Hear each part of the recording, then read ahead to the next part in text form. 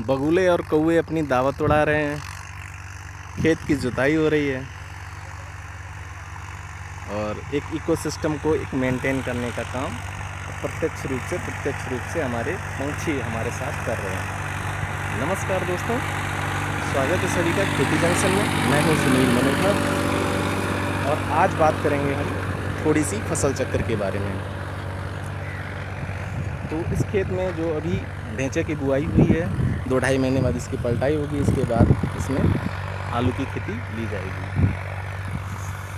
फसल चक्र हमने किताबों में वरिष्ठ वैज्ञानिकों द्वारा या फिर कृषि विशेषज्ञों द्वारा हमको समय समय पर बताया जाता है कि खेत में रेगुलर फसल चक्र का अनुपालन करके ही फसलों को लिया जाए, लेकिन ऐसा जनरली हमने देखा है अपने जीवन में कि संभव नहीं हो पाता है। वजह ये है कि जिस क्षेत्र की जो बेल्ट है उस फसल को कृषक छोड़ना नहीं चाहता है। जैसे ये कन्नौज, फर्रुखाबाद, अलीगढ़, आगरा, हाथरस, यहाँ पे रबी में आलू की फसल लेनी ही लेनी है। अब यहाँ पे मक्का भी होने लगी है जायद वाली, तो ये दो फसलों उनके लिए ऐसा लगता है कि कंटिन्यू लेते ही हैं। इस खेत में भी, जिस खेत में इसमें जुताई हो रही है, इसमें भी पिछले 2-3 साल से लगातार मक्का की 2-2 फसलें ली जा रही हैं इस वर्ष में, और आलू की भी खेती ली जा रही है। तो इसका परिणाम ये हुआ कि जो आलू और मक्का का दोनों की ही क्वालिटी और प्रोडक्टिविटी में दोनों में ही प्रभावित हुई, और इससे क्वालिटी भी गिरने लगी और प्रोडक्टिविटी भी। तो फसल चक्र उन लोगों के लिए तो शायद संभव नहीं हो पाएगा, क्योंकि अब खेती भी लगभग कारपोरेट जैसे उद्योग का रूप ले रही है। तो हर व्यक्ति को हर फसल में, हर सीज़न में फसल लेनी है। जो छोटे कृषक हैं या सीमांत कृषक हैं उनके लिए और कठिनाई है, क्योंकि उनके पास सीमित खेती होती है, तो वो पत्ती भूमि नहीं छोड़ सकते हैं, और फिर हरी खाद बोने में भी कठिनाई हो रही है। लेकिन हमारे समझ से और हमारे कृषि विशेषज्ञों की समझ से कम 2 वर्ष में एक बार हरी खाद खेत में बोनी ही बोनी चाहिए।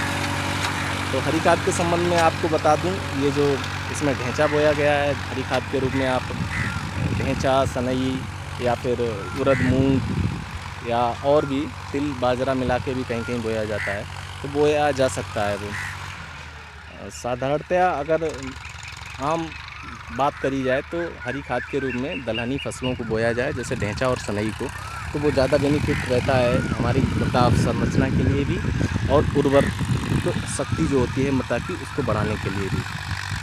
क्योंकि जो दलहनी फसलें होती हैं उसमें जो नाइट्रेट को स्टोर करने की कैपेसिटी होती है, उसमें जड़ों में जो जीवाणुओं द्वारा वो नाइट्रेट के फॉर्म में नाइट्रोजन को एकत्र करते हैं, जिससे कि आगे आने वाली फसल में वो नाइट्रोजन काम में आती है और फसल को फ़ायदा होता है। उसके साथ साथ ही जो उसकी हरी खाद होती है वो कार्बनिक पदार्थ बनती है, वो भी काम आती है।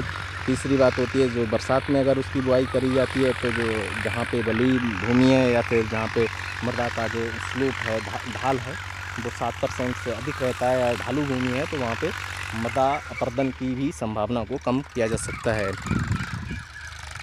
तो 2-3 बिंदु भी बताए आपको हमने। एक तो मृदा अपरदन को रोकता है, जीवाश्म को बढ़ाता है और नाइट्रोजन को स्टोर करता है। तो अगर ये चीज़ अगर बाज़ार से, मार्केट से ख़रीदने से तो कभी नहीं मिल सकती है, लेकिन ये खेती के लिए अनिवार्य है।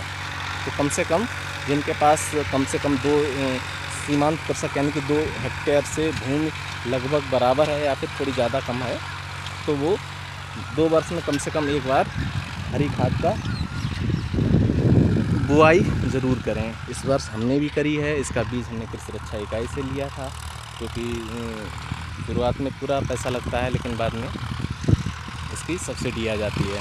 तो प्रत्येक ज़िले में कृषि रक्षा इकाई है या फिर ब्लॉक लेवल पे भी, ब्लॉक में भी बीज मिलता है, और बहुत सारे इफ़को के एग्री जंक्शंस भी खुले हैं। तो वहाँ पे भी अगर आपके नियर में है, पास पड़ोस में है, तो वहाँ पे आप संपर्क कर सकते हैं। इस समय बरसात शुरू हो गई है, मानसून आ गई है, तो जो भूमि अगर खेती परती पड़ी है, जिसको कोई फसल नहीं है, मूंगफली या फिर मक्का मक्का या फिर और धान वगैरह, तो आप उसमें हरी खाद की बुआई कर सकते हैं। खाली खेत छोड़ने से बेहतर है कि आप उसमें कुछ बो दें, जिससे 3 जो फ़ायदे हैं, मतलब अपर्दन, कार्बनिक पदार्थ की मात्रा बढ़ेगी और नाइट्रोजन बढ़ेगा। और साथ ही साथ सबसे जो महत्वपूर्ण बात है, डीजल आसमान छू रहा है, तो जुताई कम करनी पड़ेगी, जिससे आपकी आने वाली जो फसल है उसमें लागत में कमी आएगी।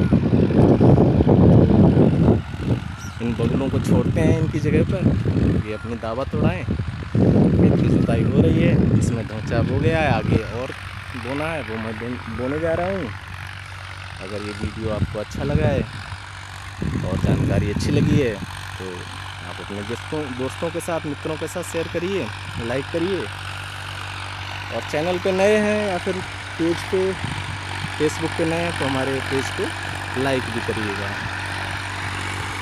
इसी के साथ धन्यवाद, आपका दिन शुभ हो, नमस्कार।